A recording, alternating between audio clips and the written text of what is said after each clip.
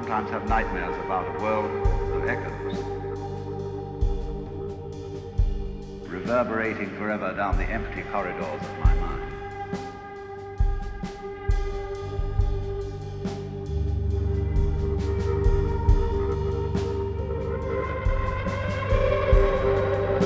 Here comes a problem. Is how do you make your mind still? The method in Zen is the method of exasperation, which is sitting, usually cross-legged, on cushions, in a long hall, and counting your breath, so as to eliminate from consciousness any other thought than that of the counting of the breath. And this eventually results in a state of stillness. Only that's not enough.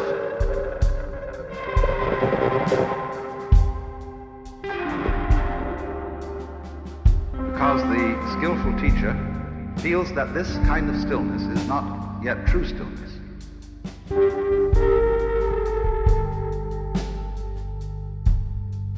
It's forced.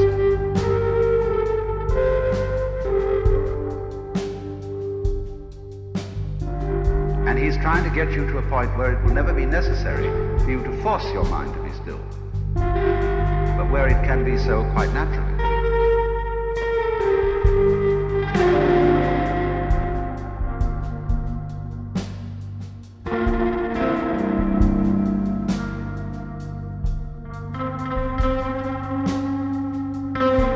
Trying to make your mind still by force, which is like trying to smooth rough water with a flat iron. All you do is stir it up. I am thinking that I am trying not to think. I am annoyed with myself because I am not successful.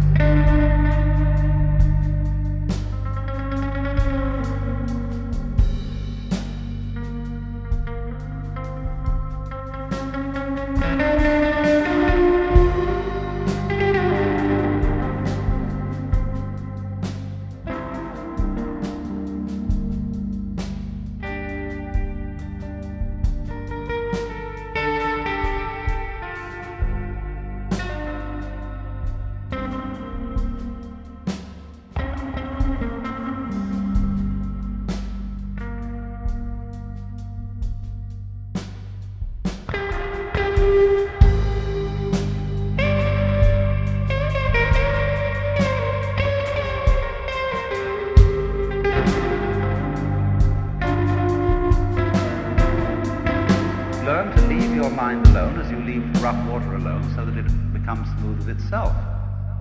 But while you conceive you're waiting for this to happen, you're still stirring it up.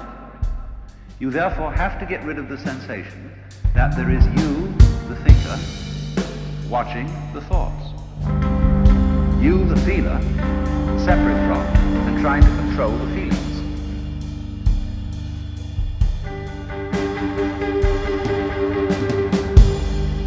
Because so long as that separation exists, you'll have trouble.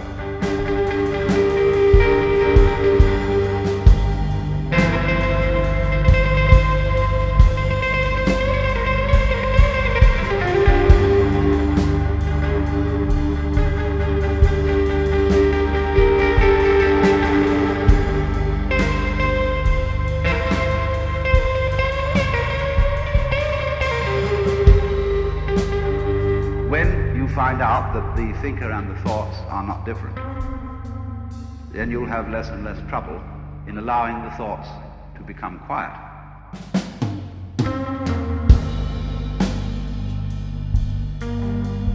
Is there such a thing as reincarnation? Did I have a past life? Will I have a future life?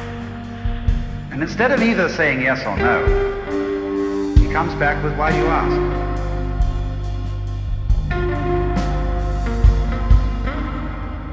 Is there a God? Why do you ask?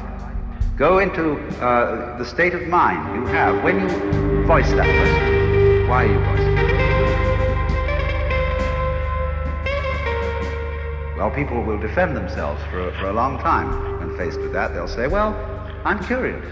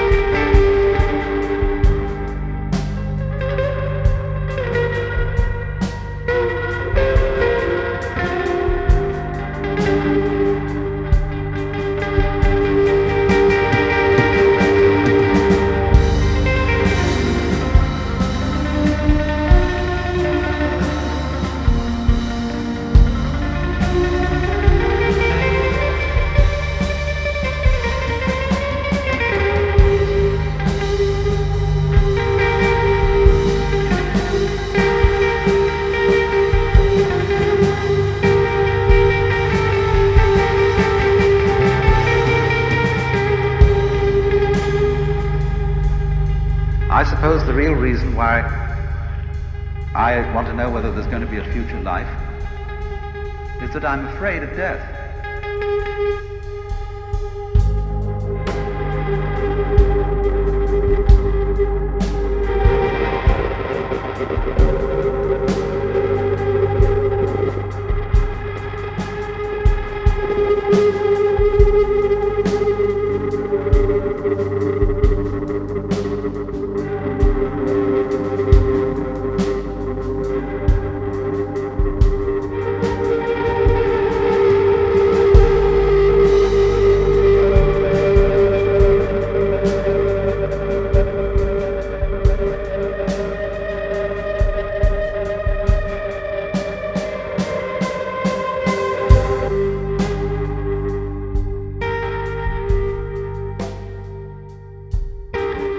Why are you afraid of death? I don't want to lose my contribution. Aha! So that's the reason, is it? You are clinging to yourself. Yeah. Well, you say, how can you possibly understand God or anything of a spiritual nature while you're clinging to yourself?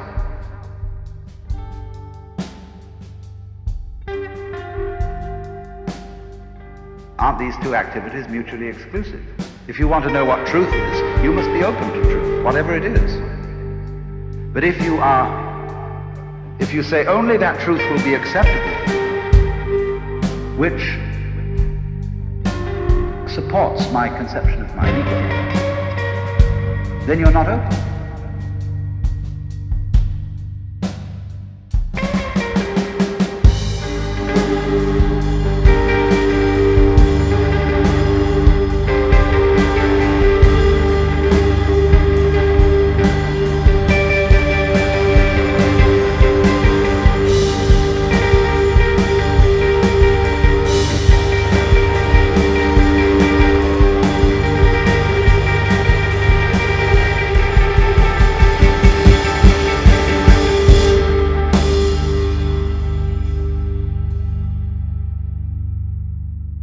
Don't come to a conclusion.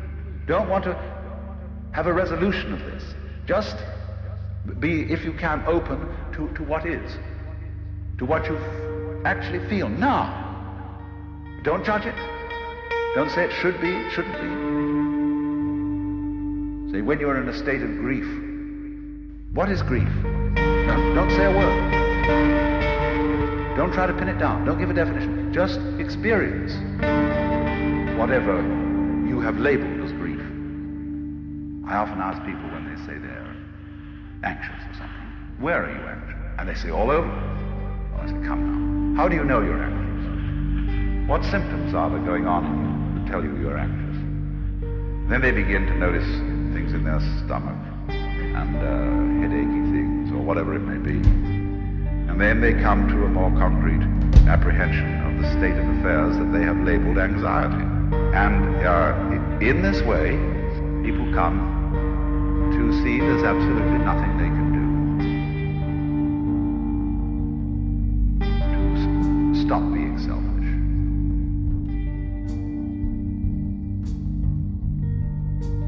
They see after a while that trying to stop being selfish is the same thing as selfish. Trying to get rid of grief is grief.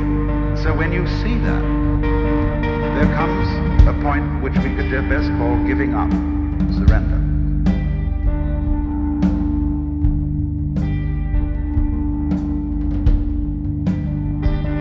It's the point of absolute frustration followed by surrender. And then in that moment of surrender, when you see you just can't do anything about it, you suddenly have a quiet mind.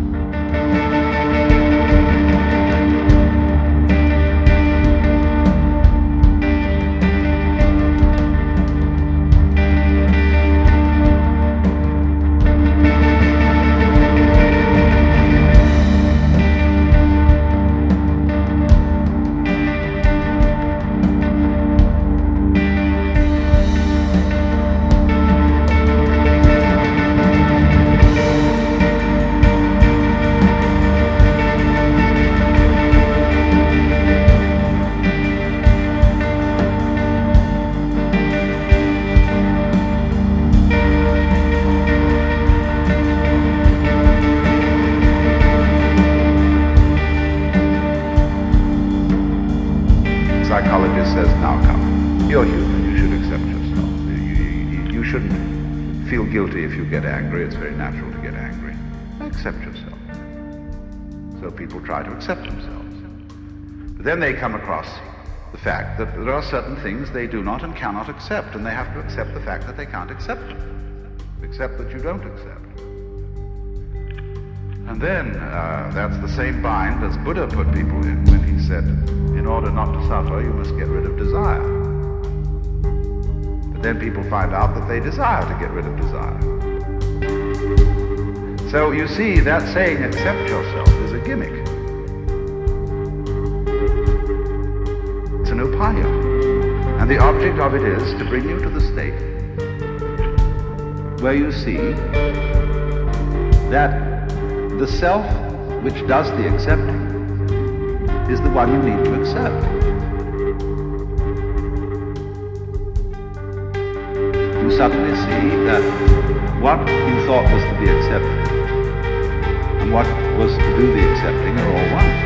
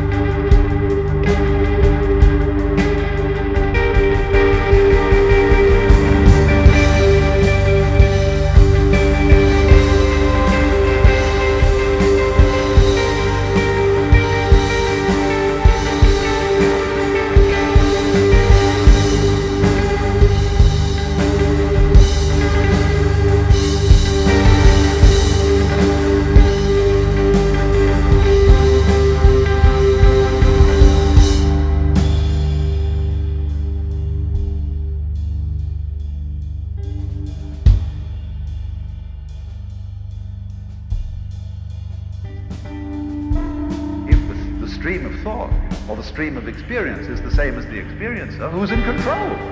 Well, it controls itself.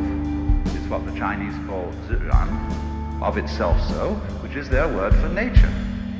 And in their organic theory of nature, there is no one in control who stands outside and above the organic system itself. It controls itself. It's full of the same sort of balances that any organic system has. Because if it didn't have that, it wouldn't be organic, it would be merely chaotic.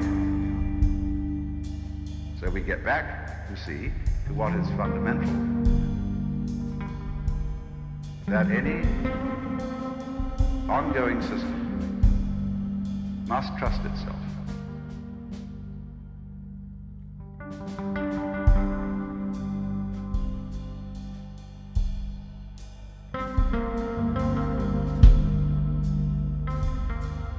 They would say human nature is basically to be trusted.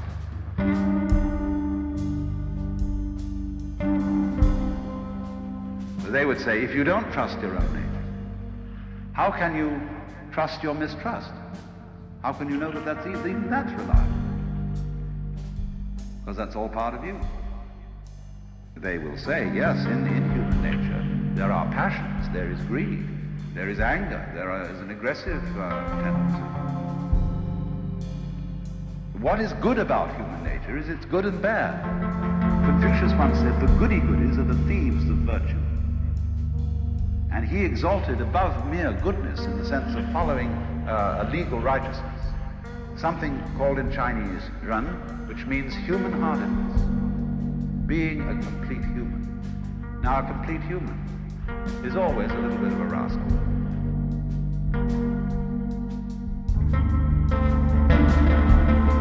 You have a little rascality and you like to put salt in the stew. Now, you certainly don't want the stew to be all salt. But when it's without salt, it's sort of flat.